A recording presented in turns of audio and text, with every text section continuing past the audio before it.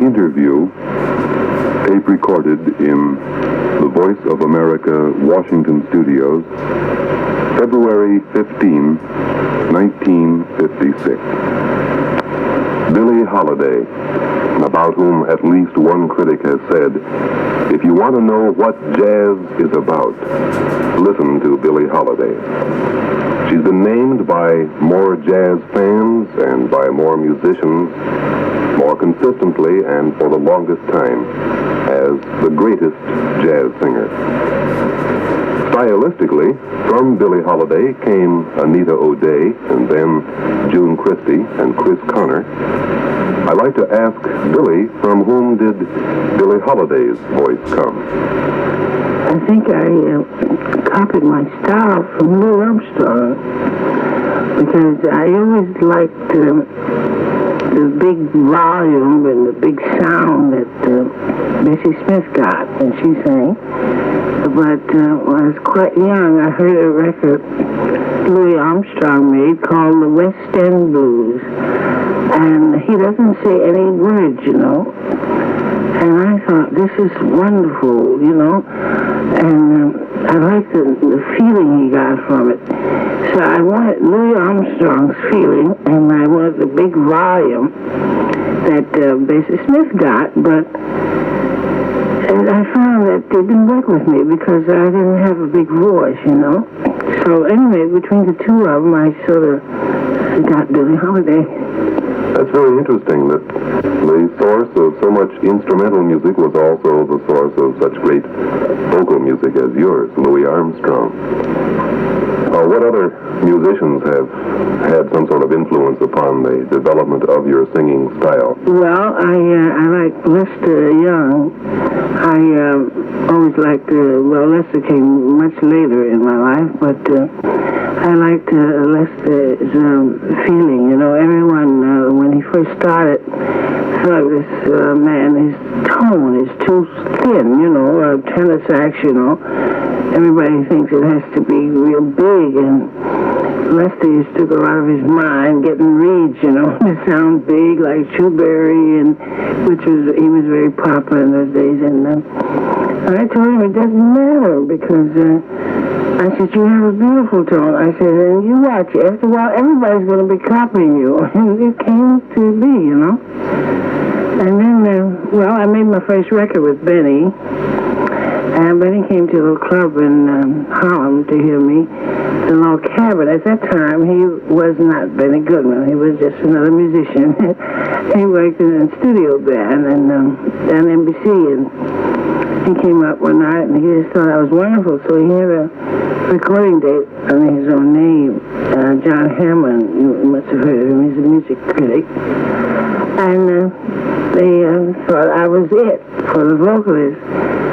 And the funniest thing, I got there and I was afraid to sing in the mic because I'd never saw a microphone before. And I said, well, I don't have to sing in that thing. Why can't I just sing like I do at the club? I was scared to death of it.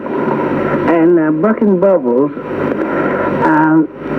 Buck played the piano on that day. Can you imagine? All those studio men, and Buck, he can't read a note. He played the piano. Well, that's the way Benny is. He likes music. You don't have to read or write or anything. Just play it, you know. So Buck says, you're not going to let these people think you're a square, are you? He says, come on, sing it. And I sang Your Mother's Son-in-Law, and on the other side was Riffin' the Scotch. So you were 15 years old then, weren't you? No, I was 14. I beg your pardon. Well, which of your records, Billie, give you more pleasure today? Or perhaps I should rephrase that.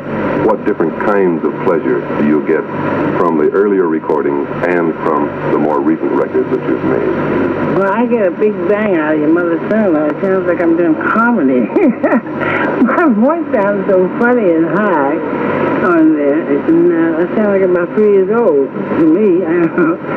And but the things that I don't like any of my records, to be truthful with you, because it's always something that you should have done, or you should have waited here, or you should have held that note longer, or you should have phrased, or you know how it is. So you're never really satisfied with your records. But the things that I like most I think the things I done with string, or the ones, the real blues ones, you know, like Summertime, you know, the ones with no music at all, you know, where we just relaxed. Like the things we did with Teddy Wilson and Betty and Roy Eldridge. And we had, I was with Count Basie's band at the time, and we had been on the road about 3 months doing one-nighters, you know, and that's pretty rough. And we had no time to rehearse anything, and we walked right in the studio, no music, and we made 6 great sides, you know. That was the kind I like. Billie, you've recorded so many songs. Which of the songs that you have recorded did you compose yourself? Oh, I did Billie's Blues, Fine and Mellow, and, let me tell you how I did Fine and Mellow. I was working in the Cafe Society downtown in the village, and we get up there to make these records, and all of a sudden we need one more side. So I said, I know, let's do a blues, and let's make the introduction like an organ ground, you know, da-da-da-da-da, you know. And right there, I made it all up right in the studio. And I did Don't Explain, and what else? A few more I can't think of. But Don't Explain, I did that with a fellow named Razoff, and he helped me with the lyrics. But gee, I'm very proud of that because I think it's a pretty tune, and as a rule I can only write blues, you know. So I thought that Don't Explain, you know, was the end for me. Oh, and I did Your Mother's Son-in-Law. Don't let me forget that one because I wrote that for my mother. And how it came about, I asked Mother for some money, and she flatly refused me. So I said, that's all right, God bless the child, God his own. I walked out, you know, and it started stuck in my mind. And my piano player and I were fooling around the next day. I said, you know, that's a good title for a song. I said, well, maybe we'll have to make it kind of religious. So he says, no. So I write out the words, and we get the melody, we wrote the song. So I carried it to Marks, the publishing. He thought it was wonderful, and right away he published it. So that's how we got God Bless the Child. Are these your favorite records of those you've made, Billie? No. No. The things, like I told you, the things that I made that I liked never got popular, like Deep Song. You probably never heard it. Decker. It never got popular. You're My Thrill. I think it's got a beautiful background, the strings and the oboe, and it never got popular. Like Benny Goodman always says, like this Summer of the Spring I did. The song, Nothing Ever Happened to It, is the most beautiful thing I ever heard in my life. Teddy Wilson, Irene Wilson's wife, wrote it.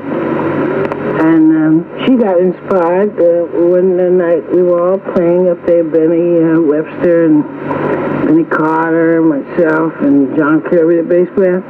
We were at her apartment having a jam session, and she had made some red beans and rice that night. And we were just sitting around playing, and she got inspired and wrote the tune. But like Benny says, nothing's gonna happen with the tune. It's too beautiful. And he just didn't make sense to us, you know, but he was right. He says maybe in years to come. Now, for instance, like Yesterday's, that's a tune that I recorded, and I loved it. But Benny was right because, what was the show, Roberta? It came from Roberta, I think. Well, anyway, Only Have Eyes for You, that was popular. All the other tunes. Yesterday's the most beautiful song in the show.